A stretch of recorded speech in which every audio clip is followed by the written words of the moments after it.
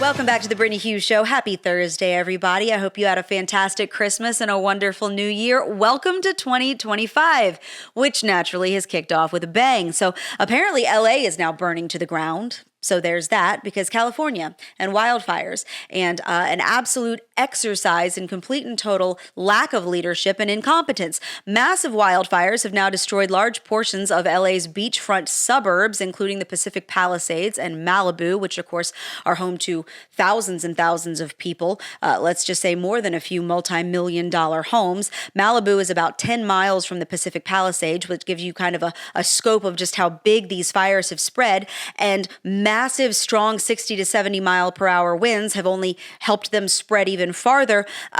This is more than 10,000 acres, over 1,000 structures were destroyed as of Wednesday.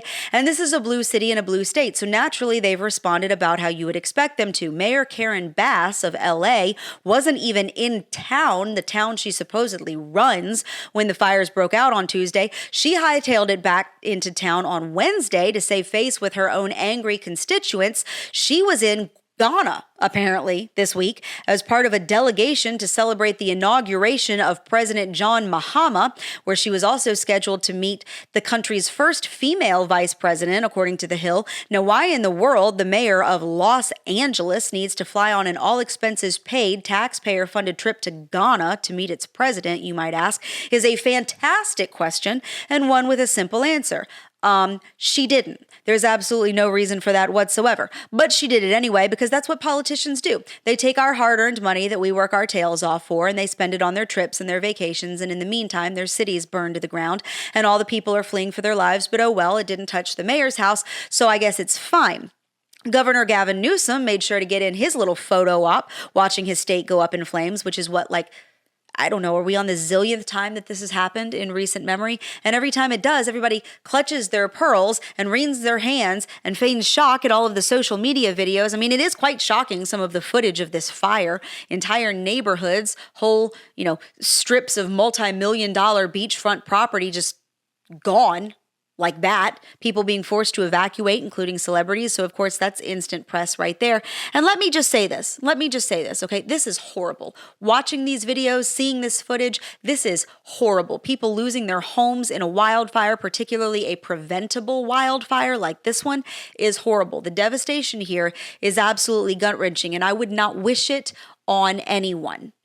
Truly. I don't care if you are the most left-wing liberal celebrity in the biggest house in the whole entire freaking state. I would not wish this on you. But I cannot help but notice so much of the hand-wringing going on over on social media over this fire isn't so much of because of a loss of life here, which thank God seems to be minimal. Last time I saw, only 2 people had died from this fire, which is already too many. That blood is directly on Gavin Newom and other liberal politicians' hands. And we're going to get to that in a minute. Our prayers obviously go out to their loved ones because that's just horrific. But much of the upset over here is over the fact that these are multi-million-dollar beachfront homes and they're being totally destroyed. This is just, objectively speaking, a beautiful and high-end luxury area. We're talking about oceanfront mansions overlooking the Pacific. Lots of Hollywood stars live here. This is a high-dollar area. It's got some old architecture. So the material stuff that's just going up like cheap kindling right now, the dollar value that is being destroyed, is raking in an awful lot of attention. And I'm sorry, but I can't help but think as I'm watching this and I'm seeing the national freakout, which is arguably understandable, and I'm not downplaying the devastation here, but do you remember not too long ago? And by not too long ago, I mean like a few months ago, when half of North Carolina ended up underwater from a hurricane that, unlike California wildfires, they had no way of preparing for. There was no ball that got dropped. There was no emergency plan or preventive measures that were just ignored. This was a once-in-a-lifetime storm that wiped out entire parts of rural Carolina and killed over 100 people, more than 230 total across 7 states. It turned whole mountain communities into giant mud piles. And the federal response was garbage. I mean, good old boys in their own trucks and like farm equipment. And the few that happened to own their own helicopters were running rescue missions up on the hills. And then we find out after the fact that, the conspiracy theories over on conservative social media turned out to be true once again. FEMA literally does ignore homes with Trump signs in the yard and refuses to offer them aid. I mean, it took days to get to people who were stranded in their homes, in the woods, including the elderly and the disabled and children. People were trying to call FEMA for aid and literally could not get through. They got recordings. It was an unmitigated disaster. And frankly, it didn't seem that too many people on the federal level much cared. And then you had Hurricane Milton right after Helene, and you see a FEMA employee literally admitting on video and later in interviews that she was told by her supervisors to inform her team that they were to pass over homes with Trump signs in the yard, and she got fired for that, but there was never any accountability beyond that I saw. Did you? Was anybody besides that one woman who says, look, this wasn't even me, this came from directly above me, this came from higher up, was anybody ever held accountable? Is anybody ever held accountable when FEMA absolutely drops the ball and bungles rescue missions? And you start looking at that situation and thinking, okay, here you've got a bunch of people in rural North Carolina and out there in Appalachia and people in Florida, predominantly in red areas. Let's be honest here. This is Trump country. Let's just call it what it is. And it was right before an election. And you look at the response and you see the level of give a crap and the effort that it took just to bring a modicum of attention to the absolute devastation in these areas. I mean, if you went over to social media and you saw videos of entire communities being wiped out, people being stranded on their roof, losing children under the waves as flash floods took out entire mountainsides, it was horrific. And you did not see that level of coverage from the national news media. Maybe if you went digging on their websites. But it did not get the coverage it deserved, and it definitely did not get this federal response that it deserved. And look, I am terribly sorry that there are wildfires currently destroying people's multi-million-dollar beachfront mansions, and I know that's not all that it destroyed. I understand that. I understand that there are people that live in these places that are not necessarily millionaire celebrities, but I mean, I don't think that it takes a genius to figure out why this is getting so much attention beyond just the fact that these are massive wildfires. We're not seeing large-scale loss of life. We're seeing large-scale loss of property, which, as devastating as it is still at the end of the day property. And look, I don't care if you are a hillbilly in the sticks or if you are a celebrity in your cliffside palace. I don't want anybody losing their home. I definitely don't want anybody losing their life to a natural disaster. But here's the thing, okay? 233 people died in Hurricane Helene.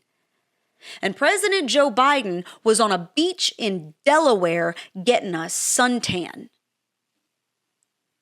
Thousands were left stranded in the mountains while their homes were reduced to a pile of sticks 14 miles downstream in a river that didn't used to be there. And FEMA, and by FEMA, I mean the Biden administration and Congress, who passes the funding bills, were too busy making sure illegal aliens were getting hotel rooms and 3 square meals a day to staff their offices and answer the dang phone.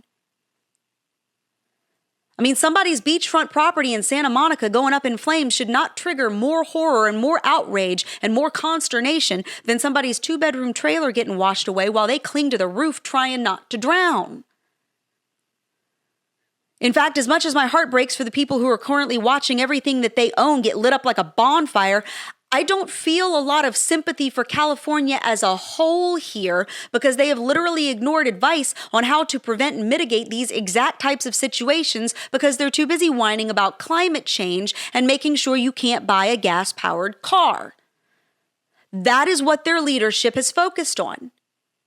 Spending millions of dollars trying to Trump-proof their state and making it a sanctuary for illegal aliens that shouldn't be here in the first place, and going after anybody who, I don't know, uses the wrong pronouns or who leaves too big of a carbon footprint, unless of course they're a celebrity who get a pass to do whatever they want. I mean, the prioritization here has been lopsided now for years, and this is exactly what the people of the state voted in, at least the people that live in places like LA. It's not wildfire season, in case you haven't noticed, but here's California watching half of LA burn to the ground in January, in large part because their forest management absolutely sucks eggs. They refuse to thin out the trees, which are basically just sitting there waiting to be fire fuel. They don't implement controlled burns to get rid of a lot of that kindling because they're far more concerned about the environment, or rather the idiot left's perception of the environment, which is insane and stupid and is not actually focused on conservation or making sure we protect the environment. It's playing, politics and grasping for power. And they're more concerned about that than they are about making sure that their own people are protected from wildfires. Literally, this is how the San Francisco Chronicle put it in a 2022 article. Their words, not mine.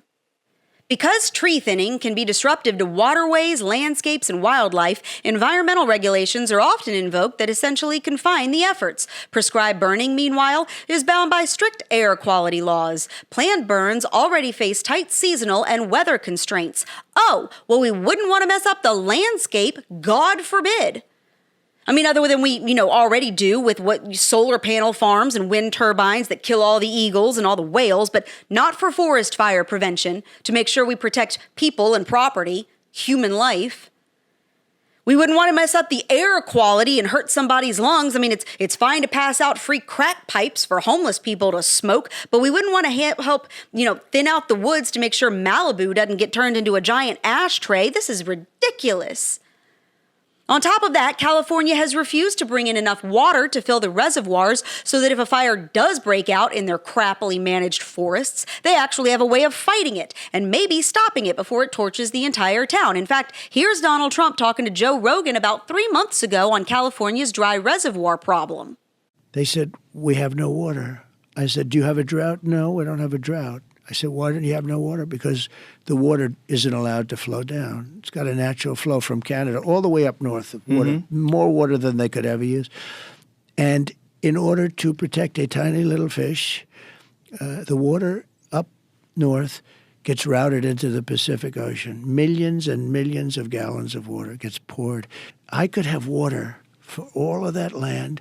Water for your forests. Your forests are dry as a bone. By the way, when he said all of that, when Donald Trump said all of that, this was right before the election. The left tried to use that as a talking point to call him absolutely crazy. He was widely mocked among leftists for saying this. Okay, kind of like how, do you remember when COVID broke out and everybody was like, oh my gosh, it's because bats were crapping on the food markets. And that was supposed to be like an acceptable, reason. And we weren't supposed to think anything bad about China because they were eating, food with bat crap on it or whatever. And so that was the reasoning. And then Donald Trump comes out and says, by the way, y'all, just so you know, there's a lab like 2 feet from where all of this first started, and it happens to be experimenting with, like SARS viruses and I don't know, COVID probably came from the lab. And everybody absolutely laughed at him and mocked him over on the left. Turns out that's exactly where COVID came from. And now everybody's like, I think it came from the lab, you guys. And now you're considered an idiot if you buy the bat guano theory. So it's amazing how many times, Donald Trump, who admittedly sometimes says things perhaps inelegantly compared to some polished politician that's trying to sell you a load of horse manure, but regardless of how he may say things in sort of layman's terms, ends up actually being right. Because believe it or not, it doesn't actually take a degree in rocket science to figure some of this stuff out. The left has this idea, this ridiculous notion, because it benefits them, that only the elite can understand this stuff. Only the elite can understand where wildfires come from and where viruses come from. And us unwashed masses down here are just too stupid to figure this stuff out for ourselves without some expert telling us what we should believe. But this really isn't that difficult. By the way, that tiny little fish that he's talking about there in that clip, it's called the Delta smelt. It's endangered. It's about yay big, that and the Chinook salmon. So what California has done, because naturally the left solution to any problem ends up being worse than the problem itself, is that they've engineered this complex water system to try to reroute some of this water, much of which does come from the north, to, rather than send it to reservoirs and farmland and places where it might actually be useful, they've rerouted it out to the Pacific Ocean to try to save these fish. Because apparently if we don't, then all the whales are going to die. I mean, other than, the ones that aren't already dying from all of the offshore wind farms that are killing them and they're washing up on the Jersey Shore. It's dizzying, frankly, when the left cares about saving the planet and when they don't, truly. But anyway, so now California has rerouted a lot of their water through these channels. And what's really funny, what's really ironic here is that when these environmentalists go out to find these smelt that they're supposedly saving, which again is this little silvery fish, it's like a couple inches long. They go out to find these things and they don't find any. They can't find any smelt. They catch all other kinds of fish, but they can't find any smelt because what they've discovered is that the process that they've come up with of rerouting the water through all of these pipes and these estuaries and such to try to save these fish is that the fish are actually getting eaten by other fish and other animals in the pipeline that they are now being pushed past. So in their grand multi-bazillion dollar effort to save these fish and all of the expense of drying out the rest of the state so that nobody can fight forest fires, California is lining up a smelt buffet for all of the bigger predators in the ecosystem. It's kind of hilarious, actually. So it's utterly failed to save these fish. And now places like LA and the Pacific Palisades and Malibu have literally run out of water to fight forest fires. They turn on the hydrant and nothing comes out. They have royally screwed themselves in a completely preventable, ridiculous way that anybody could have said and tried to say multiple times, including Donald Trump back when he was president, your forest floor is crap and you don't have enough water. This is a problem.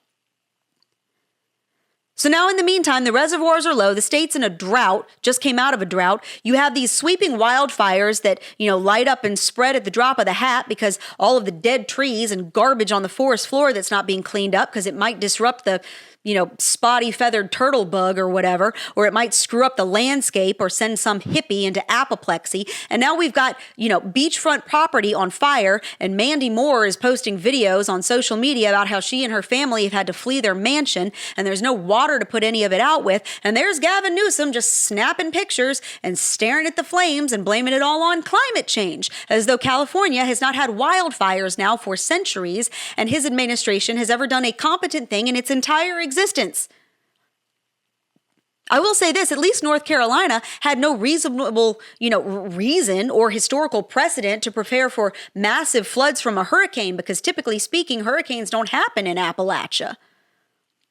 That was a fluke, a deadly fluke, but a fluke nonetheless. It's like a tornado tearing down Fifth Avenue in New York City. There's no real reason to expect it, and you don't blame them when it happens and they're caught unprepared. Wildfires in California, not exactly a freak event. Not a mystery for the ages. You can pretty much set your watch by them. And the reason California is dealing with fires on a historically devastating level is not because of climate change. It is because of gross incompetence. My favorite breakdown of all of this actually came from the BBC. I literally, and I kid you not, I laughed out loud at this one. It is hilarious. So the BBC ran an entire article on climate change and these wildfires, published it on Wednesday. And the whole thing, by the way, just presumes that climate change is the big bad boogeyman here and that everybody just takes that for granted. Like we've all just accepted that climate change is to blame for all of this. This whole thing, by the way, I mean, there are a lot of sentences like, California wildfires are at historic levels made worse by climate change. And it just assumes on the part of the reader that you buy that. We've established that with no evidence as precedent. It never actually explains how climate change is to blame here. On the one hand, the article says that climate change and man-made global warming is what caused the 2-decade-long drought that made everything in California dry up. That ended about 2 years ago when the state got a whole bunch of rainfall.